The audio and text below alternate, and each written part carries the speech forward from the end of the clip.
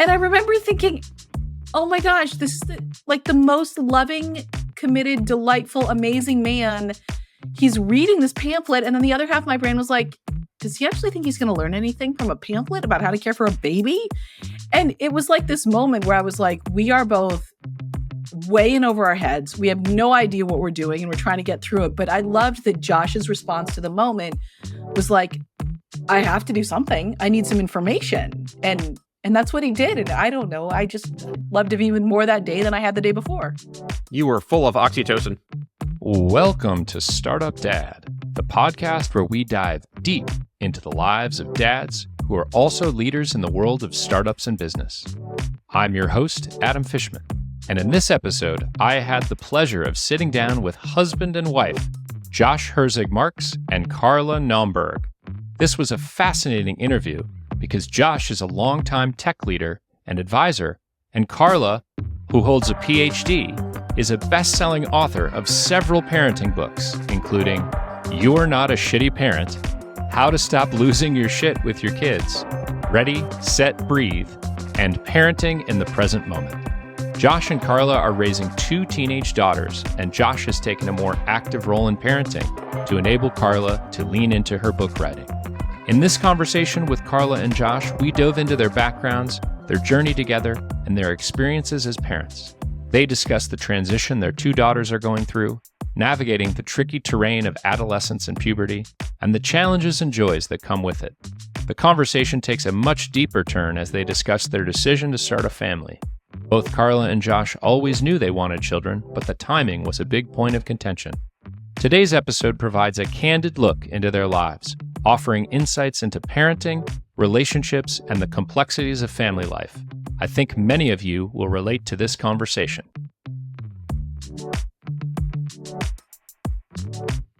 So Josh, Carla, tell me a little bit more about your backgrounds. Tell me about your families growing up. And we can start with whoever wants to start, because this will be an interesting window into co-parenting. You go first, babe. So I grew up in the Boston area, about a mile from where we're living right now. My mom was also a clinical social worker. Do with that as you will. And my father was a tech exec and tech entrepreneur. He was part of, among other things, that early 80s AI machine learning boom that happened in Cambridge, Massachusetts. And one very cool thing is I realized about 5 or 6 years ago that my office was on the same floor of the same building that my dad used to work in. That is just how small this world is. So I sort of feel like, I came to this spot I'm in right now fairly honestly. Do you think there's any sort of weird Oedipal thing with like that your mom was a PhD in a clinical... No, my mom has a master's degree.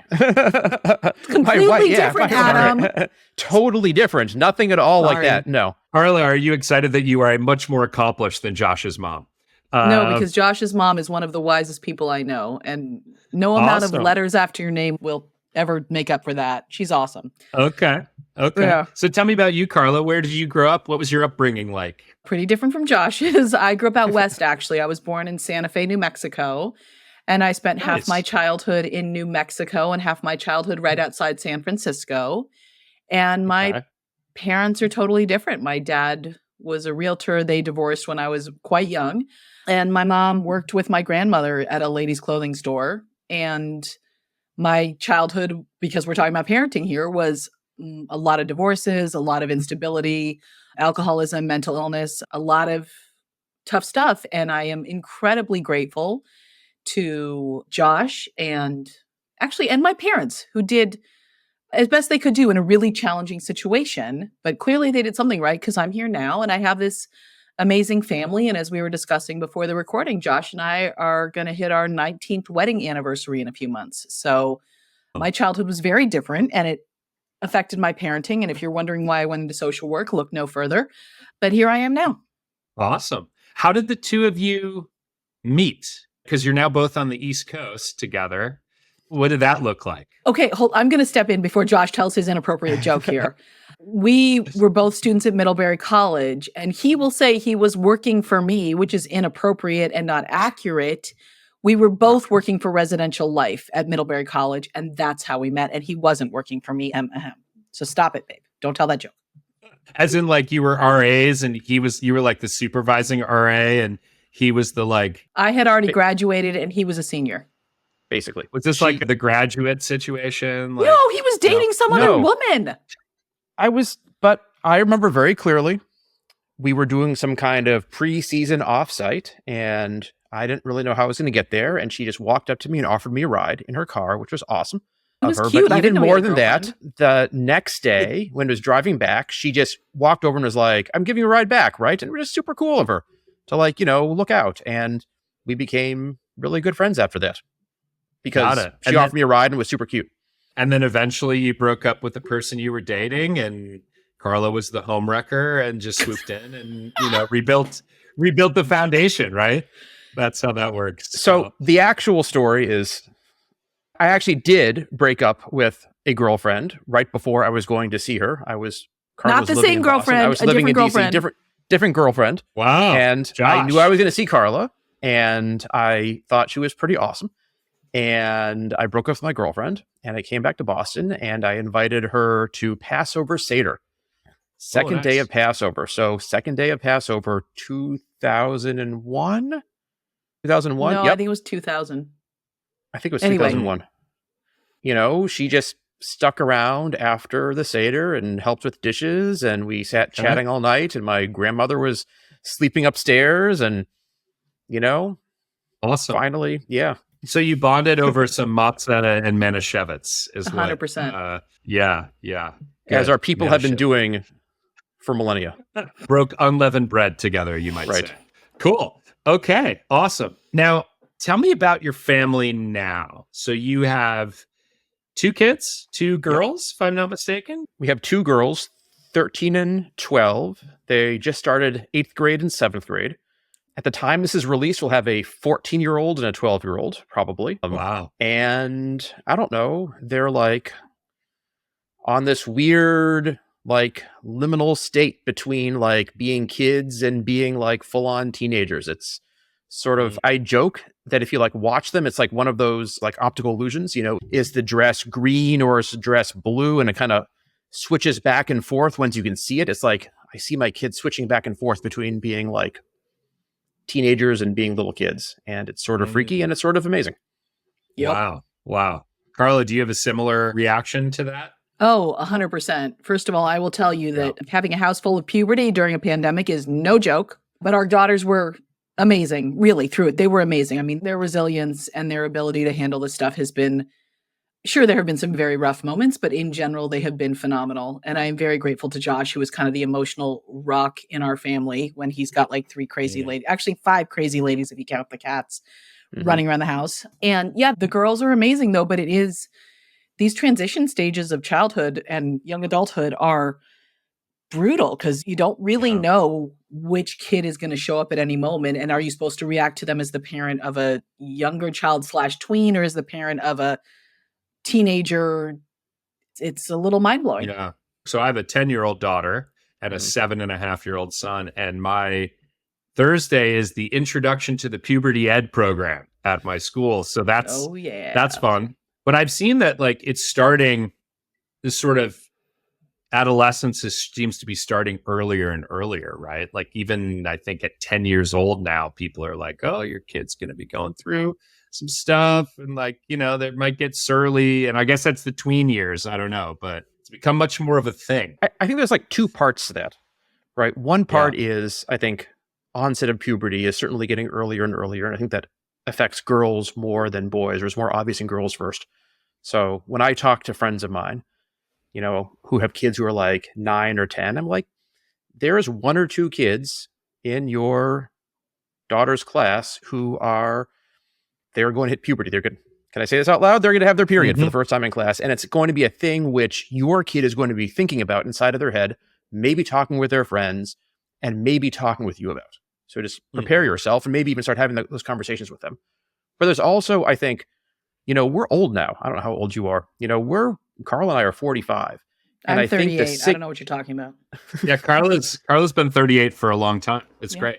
Not that long. I think my grandmother died at 29, which she was for approximately 70 years. No, I think that we have this in our head. Like, what are the signals of being an adolescent? right? Maybe it's the attitude, maybe it's a clothing, maybe it's a kind of music you listen to. Maybe it's the way you start to kind of separate your life as a kid from your parents' lives and start to lead this kind of invisible life. And one of the things I keep on realizing is the signals that I expect in my head, thank you 1980s teen comedies, available to kids much earlier, right? Their clothing styles that they wear when they're 10 or 11 years old look more like the clothing styles which I would expect based around my high school experience. Doesn't make it bad, It just makes it different.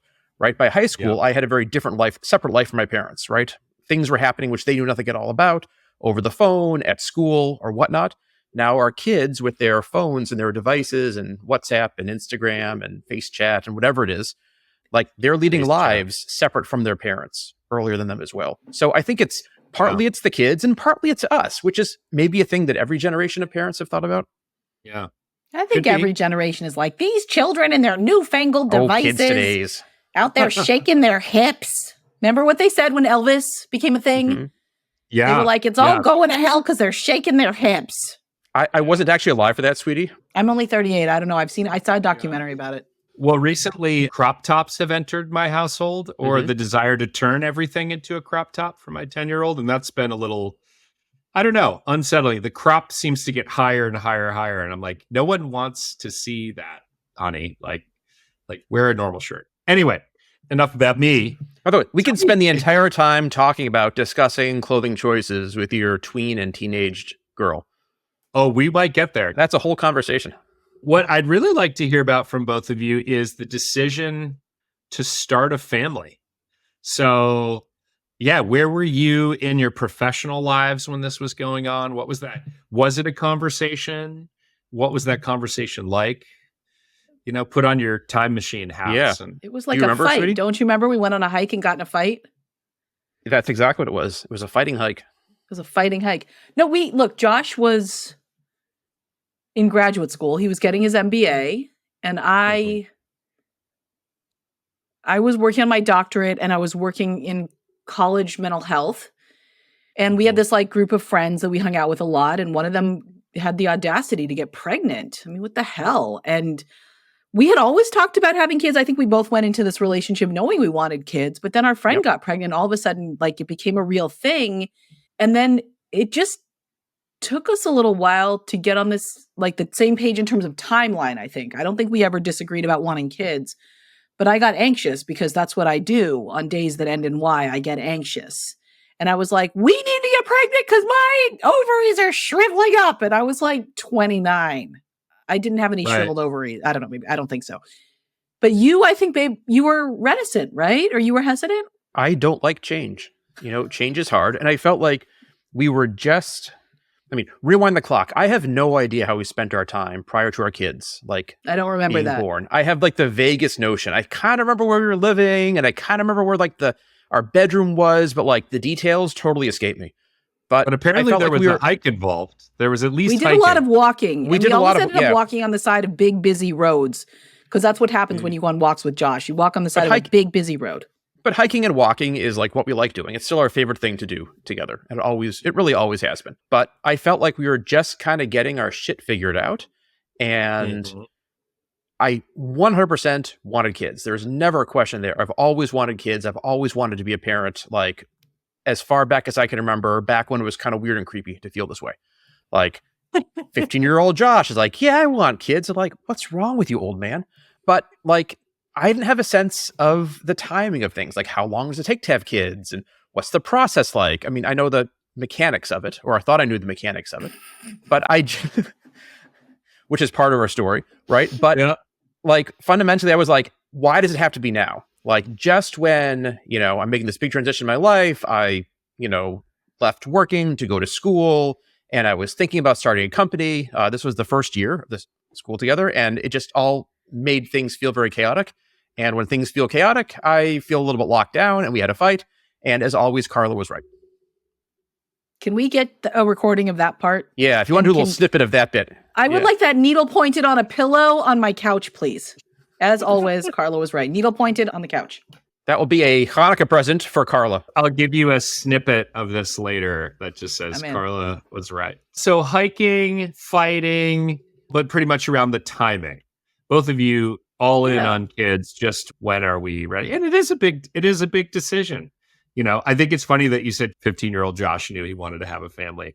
And it is weird and creepy, but I think only for men, which is a different thing, right? Like, I don't think if you talk to a 15-year-old girl who was like, yeah, I'd like to have a family someday, that would be weird.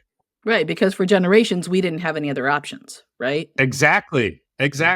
We'll get into that in a little bit. Tell me, so you had kids, did you have a relatively like normal, birthing process, everything? Like, because here's the thing, having kids is wild, right? Like a lot of people are like, oh, it was so magical. And then there's the people who are like, actually, my kid wasn't breathing when they came out. I am extremely skeptical of the people who are like, oh, it's so magical. And I'm pretty convinced they were on serious amounts of drugs the whole time. I don't buy it. And I also want to step in. And now you're going to get all these listeners, Adam, who are like, oh, she doesn't know what she's talking about. Mine was magical. And I'm just still going to be skeptical. Right. But I would like to say that I want to dispute the idea that there is a normal pregnancy birthing story. I think there's one that's like, put out there. There's the story that's put out there as a possibility. I don't think most people have it. We had a brutally hard time getting pregnant, and both of our daughters were conceived via IVF, and we are actually, let's be clear. We had a very easy time, comparatively, getting pregnant. Once we got a doctor. Right, compared to, this is the following is going to be a paid promotion for the Commonwealth of Massachusetts, where assisted reproductive technology, right, like IVF, are included. Is covered. It's by sort of amazing, by law. And for our friends who live elsewhere, and it's been like, 1/3 of all children born in the U.S. were conceived with some sort of reproductive healthcare involved. For our friends who have struggled through everything else and who go through IVF, that is a mammothly expensive undertaking. And for us, it was merely painful and inconvenient. Mostly it was like I think the girls cost us like $500, maybe $1,000 total in like copays, which is insanely cheap for IVF. And it's all because of Massachusetts. But the process lasted a year, right? And first we tried for a while, and then we talked to our doctor and talked to the OBGYN who referred us for reproductive healthcare, reproductive endocrinologist, who, did all sorts of tests of us, determined it was probably my fault. It was probably not a fault. Can we not do that? Not a fault. Okay. How would you describe it? I was the responsible party who came up with a plan. And, other than, a whole stream of shots, which we had to give Carla and some fairly uncomfortable moments in the outpatient clinic, all of which were borne by Carla. It was fairly straightforward, but it was very involved. As we tell our kids, when... Do it. Well, I don't want to say it's a little heteronormative, right? But when a mommy and a daddy and a reproductive endocrinologist and an OBGYN and 2 radiology techs and a nurse OBGYN love each other very much, they make a baby. Who am I forgetting? The anesthesiologist and the overall Commonwealth of Massachusetts. Oh my goodness. Well, that's fascinating. So we have some very good friends who are also live in Massachusetts, and we saw them over the summer, and we were talking to them about this.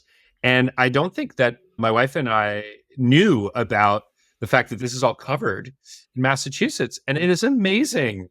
It's advantage. It's amazing. Because we've had friends who have gone through this in San Francisco and the Bay Area, and it is, crippling. It's like the down payment on a house for some folks. Yes, we have friends who took out second mortgages, and it should be covered everywhere. It's ridiculous that it's not. Yeah. It really should. So, okay, so cool. So your kids were grown in a lab. Okay, good that we've established that. Little sea monkeys. I'd love to hear the earliest memories of each one of you have of becoming a father and a mother, because I'm interested to hear how different they might be or similar. But maybe, who wants to go first? Who wants to tell me about the earliest memory you have? I don't remember the earliest memory, but I feel like once we tell the story... where we both get to hold up the sign. We're going to tell the same story, right? Yeah, we are. But from different and I feel a little bad for my kids who would hate to know. Can we tell a story that our kids wouldn't hate to hear? Yeah, I have a good story about the first time I remember Josh. So at the hospital where the girls were born, when you are in labor, you get one-on-one nursing. So you have your own nurse by your side all the time, which is incredible. And then after the baby's born, you get sent over to the postnatal floor, and you don't have your own nurse, which means there's not a responsible adult in the room with you and your child, which is terrifying. And I remember they put the baby in the room with us, and I'd been in labor for like 4 days. So I was a like complete wreck. We both were. And I was like, they're going to leave us in the room with this child. What the hell are they thinking? They're going to leave us alone with this baby. We don't know what the hell we're doing. And I just decided I was going to like wallow in my anxiety because that's what I do. But there was this like glossy kind of pamphlet, big folder about like how to care for a newborn. And my sweet husband picks it up and starts reading it. And I remember thinking, oh my gosh, this is like the most loving, committed, delightful, amazing man. He's reading this pamphlet. And then the other half of my brain was like, does he actually think he's going to learn anything from a pamphlet about how to care for a baby? And it was like this moment where I was like, we are both way in over our heads. We have no idea what we're doing and we're trying to get through it. But I loved that Josh's response to the moment was like, I have to do something. I need some information. And that's what he did. And I don't know. I loved him even more that day than I had the day before. You were full of oxytocin. I was. Were you reading it out loud? Were you like, no, I would have murdered Oh, no. No, I'm not an idiot. So Josh, do you remember the moment in the same way? Do you have the same memory? I remember all of that.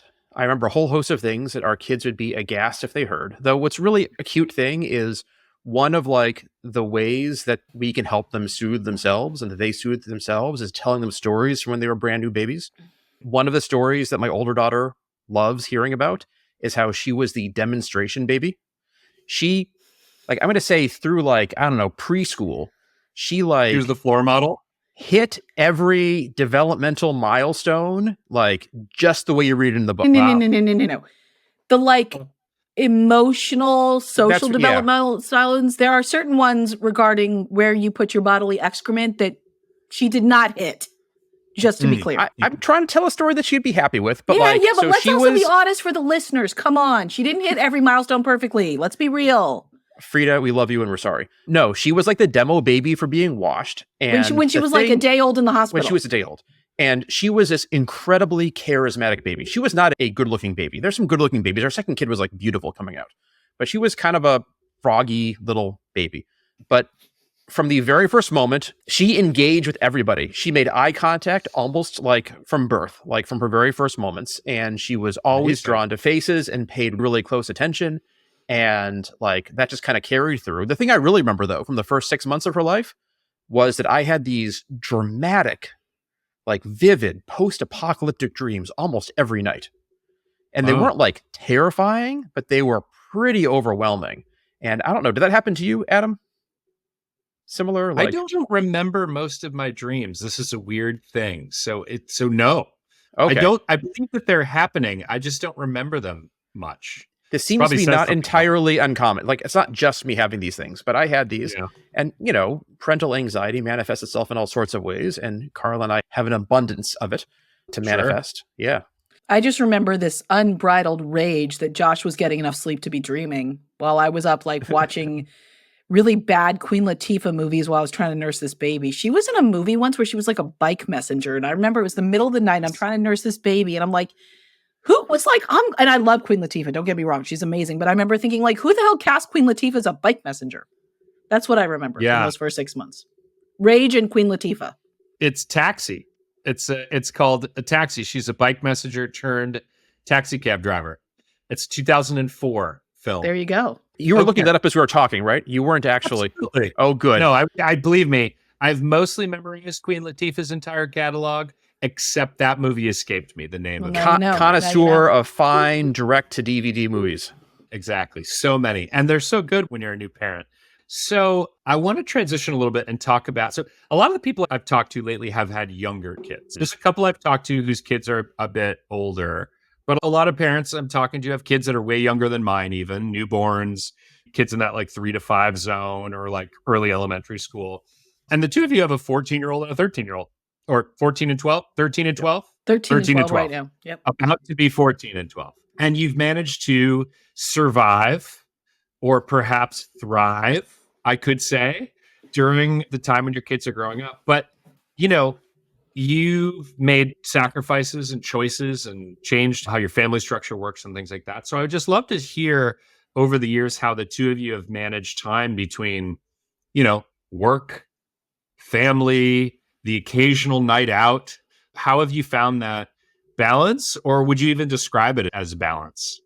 We go to couples physical therapy together. Like, seriously, like, this is what it comes to right now. Just to be real, look, I'm going to step back and just say that, honestly, it's all about privilege. And we are so lucky to have it. Like, I have not been back in clinical practice much. I did a little bit of clinical practice a few years ago, but generally speaking, I have been writing and doing other jobs that have a huge amount of flexibility and allow me to work from home. And we had a financial situation that allowed me to not work full time out of the house. And as you noted at the beginning, Adam, Josh is now the primary parent.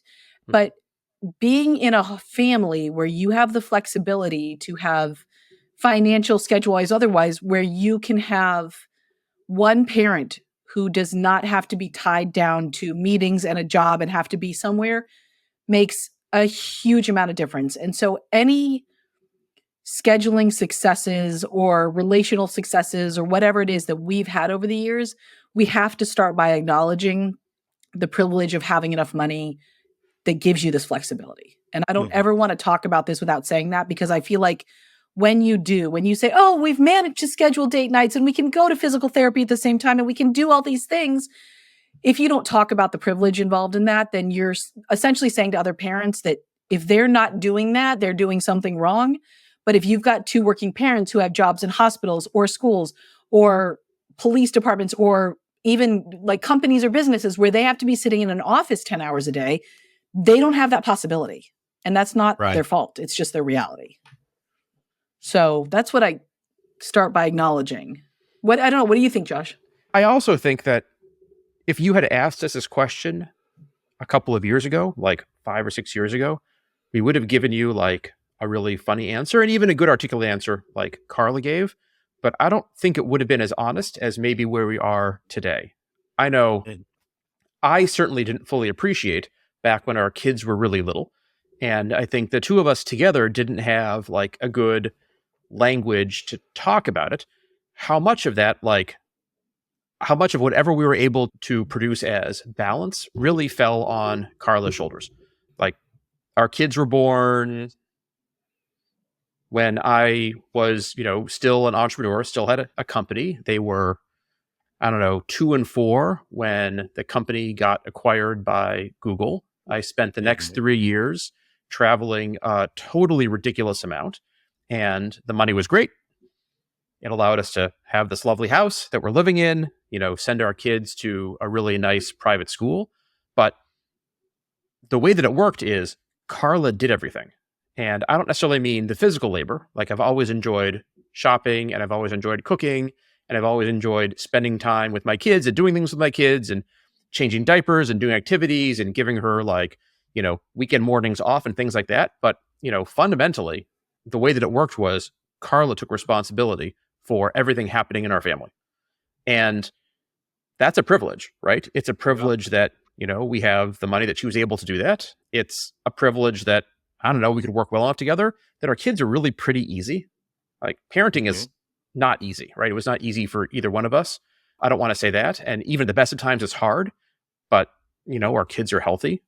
They had no major life-threatening medical issues, neurotypical, great school choices. We have an abundance of high-quality childcare nearby. We're able to afford to put them into daycare and then preschool and then a really great school. Like, all of these things made it easier, but fundamentally, Carla was the backstop in our family. And thank you, babe, for saying that. And also, to be really clear for your listeners, I was a wreck. I mean, I had horrible postpartum anxiety. If I'm going to be really honest about what I remember from the first 6 months of parenting, I cried a lot, right? I wasn't depressed. I was anxious. I cried a lot. And I feel like those early years of parenting I love my daughters, and parenting is the most important work of my life. And I've upended my professional life as a result of my parenting in the most beautiful way. Like, it was a gift and I'm glad I did it. But it aged me like nothing else, right? Those years were so hard, like brutally hard. And, Josh, I think, always had much more interest in being the default parent than I ever did. But he was an entrepreneur. He's a man working in an industry that pays well. And I am a woman who's a social worker and a writer. And so financially, we didn't feel like we could afford it. And lately, my books have been selling a lot better. My writing career is doing a lot better. And we decided that, our kids, we're going to have a high schooler next year, Adam. We don't have that much more time before they leave the house, which I can't even think about that because I don't want to cry on the podcast. But Josh doesn't, like, it's money versus time, really, right? Mm-hmm. And if you are in a position where you have enough money, then can you be flexible about the time? And really, for Josh to take on the default parenting role now is a gift to me on many levels. He's much more steady with them through these teenage years than I am. He stays calmer. He's less reactive, and he brings creativity to parenting, and he comes up with solutions or possibilities or opportunities that I never would have thought of. And I think this is one of the things that so many families lose. And again, being heteronormative, because lots of families don't have a mom and a dad. But if we're talking about families where someone is in a traditional female role and somebody's in a traditional male role, and there's not enough room for dad in the parenting conversation for a variety of reasons, including, but not limited to, the fact that men get paid more than women, the family really loses on the creative parenting and the dad's perspective and voice that's so important. And so for me to get this opportunity to dive back into my career while also knowing that this amazing man is taking the reins for our kids is a gift that I wish every mom could have if she wanted it. What's interesting is in my neighborhood, I have maybe a handful of dads who I know who are the primary parent, and because they have a spouse who works at Google or, something like that. And that's just what they've decided to do. But it's not the norm. It still isn't the norm, even though we're in 2022 right now. And so I'd love to hear a little bit about what was that transition like? So what was that decision making or that kind of conversation like? And then Josh, what's it like being the primary parent in a world where we're still not normalizing the dad as the primary parent? I think the conversation for us was relatively easy because it was something we both wanted.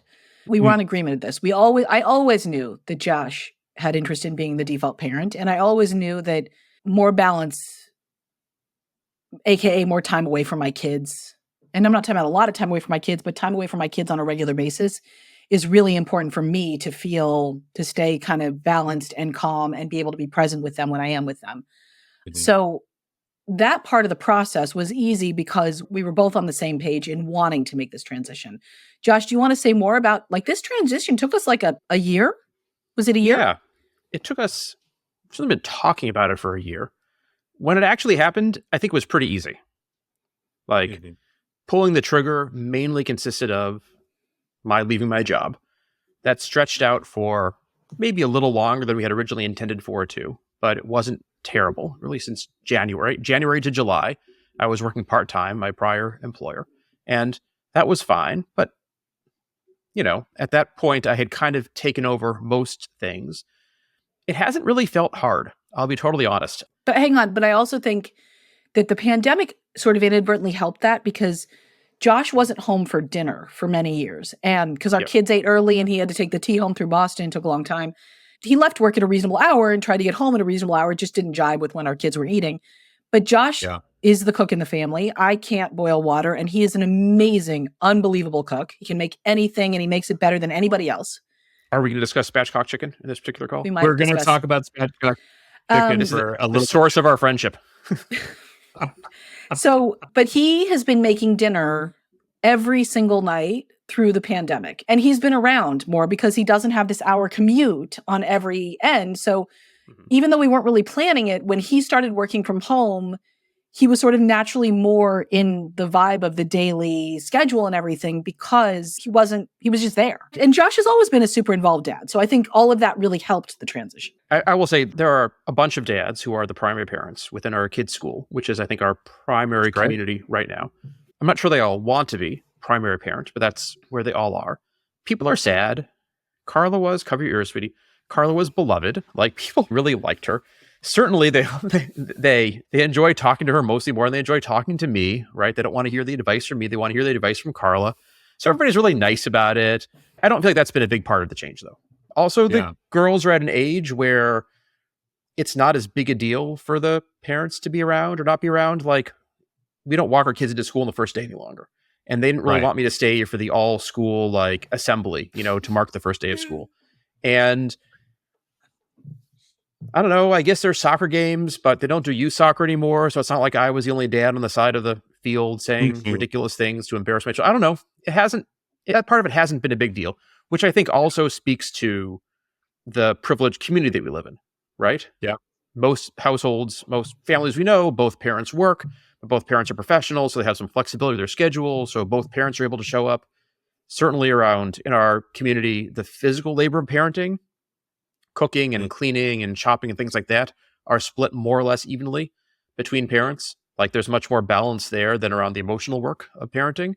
So that part hasn't changed as much. The thing that's changed, Adam, is it's really hard to get people to call Josh first, email Josh, right? For the schools, the doctor's offices, somebody will email both of us. And then if I respond, which sometimes I do, I hit reply also, Josh is on it, but then they only reply to me.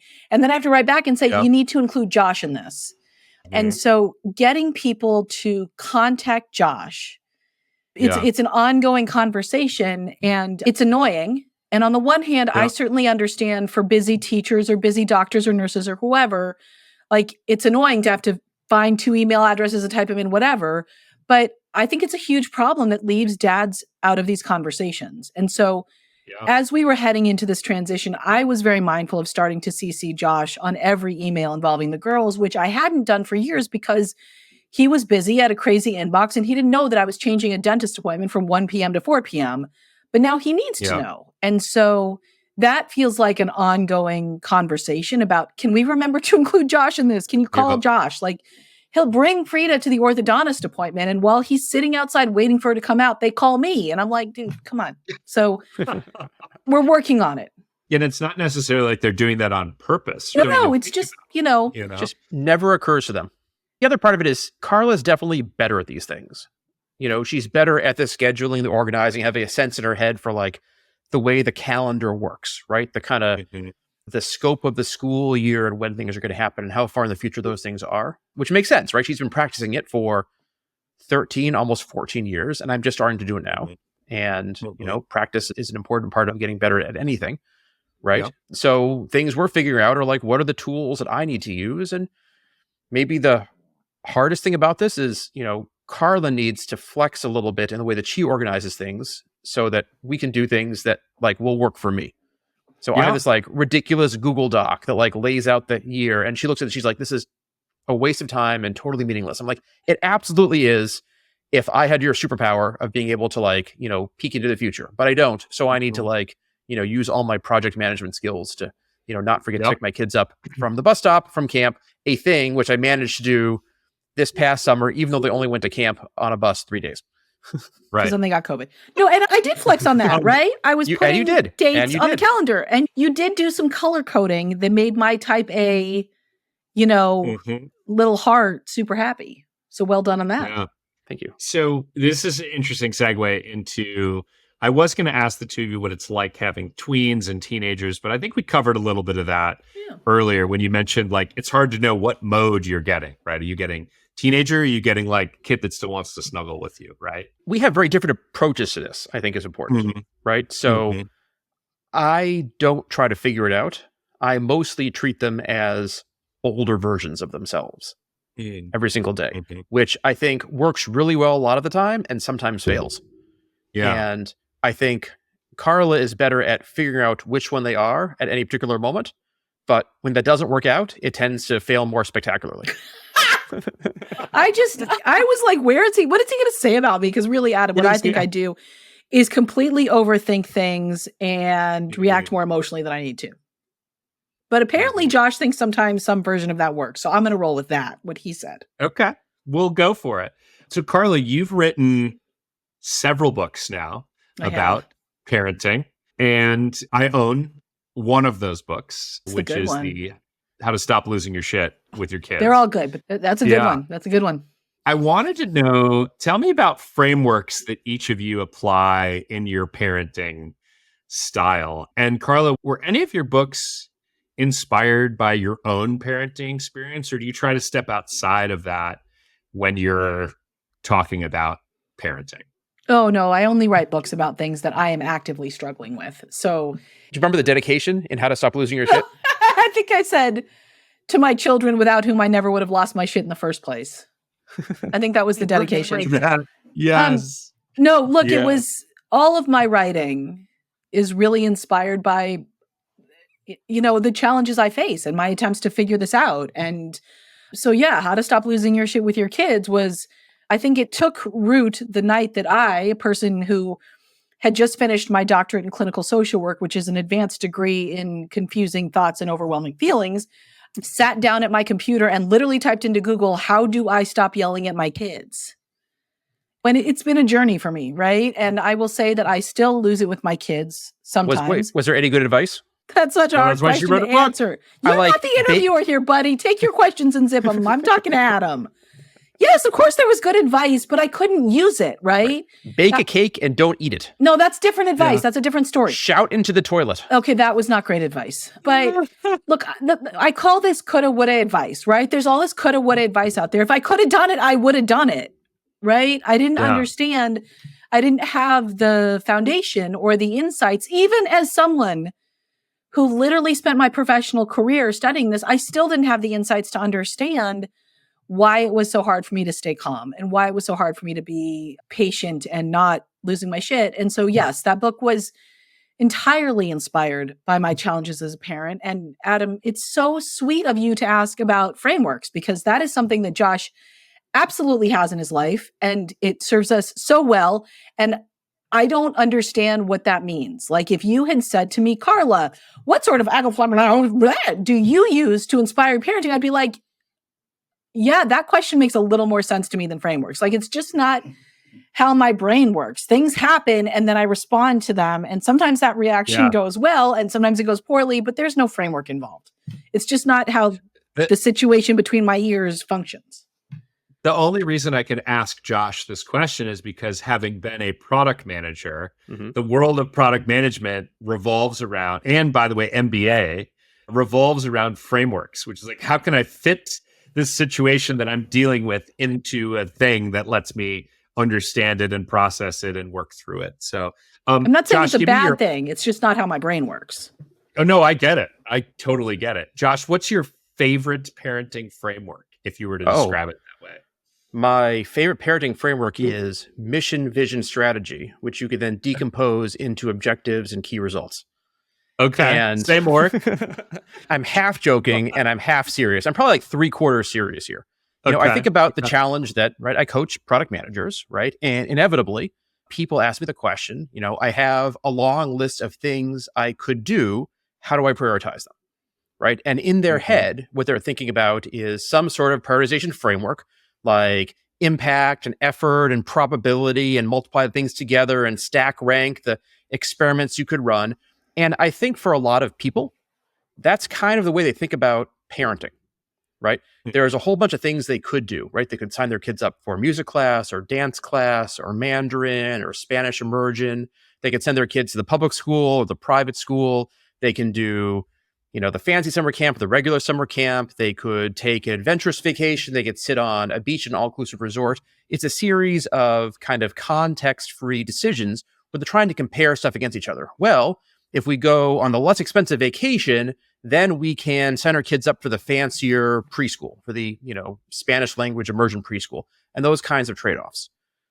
In product management, right, the place we get ourselves into trouble is if we don't base that prioritization exercise off of a really clear company vision and product vision, right? I don't mean mission, I mean like vision. What are we trying to get to, and what is our role as a family and as parents going to be in getting our kids there? And there's a thing that Carla said, I don't know, 5 or 6 years ago, which has stuck with me since. And when you hear this, you know what I'm talking about, because we talk about this all the time. It was something like, it's not our job as parents to make our kids happy. Oh, I did say that. Is a true statement. You did say that. I still say that. And it's a really smart thing to think about, right? Because if you don't say that out loud, what becomes your implicit vision statement as parents, right? It's, we want to make our kids happy. We just want our kids to be happy. Right? I think a lot of people have said this unthinkingly out loud. And if they don't think about it, they probably actually mean it. And the framework that I have is, what are we actually trying to accomplish as parents? right? We want our kids to be kind. We want them to be generous. We want them to be aware of their own place in the world. We want them to be independent. We want them to hang up their towels when they take a shower. Yes, we want that. Right. And hanging up your towels or take a shower and putting away your laundry, right? And learning how to, in fact, do laundry and learning how to cook some meals and taking responsibility for setting the table. These are all things that make a lot of sense in the context of our family vision. And for a lot of families, right? And I recognize this is fairly privileged because for a lot of families, right, what parents expect the work of their kids to be, right, is studying and activities, right? Because a kid's job is to prepare themselves to go to a great school and have a great career, right? And both those things are totally okay. Yes. Right? Those things are totally fine, right? Yeah. The place you run into trouble is when you don't say these things out loud. We don't express that vision out loud. And because I'm really lucky to have a partner in parenting, period, and then a partner in parenting who's good at saying these things out loud and good at talking these things through with me when we go on walks, which don't have nearly as many fighting tense moments anymore as they did when we were younger. We're getting better so good at not fighting lately. We haven't fought in like 3 years. That's not entirely true, but it's mostly true. And I'm very proud of us. So carry on, babe. So anyway, that's a framework that I use, right? It's literally the very same things. And it's no big surprise, to me at least, that the frameworks that Carla struggled with introduced in her books and in her writing prior to being a book author are ones that I carried through, not just in the family, but also professionally, right? There's an awful lot of overlap, right?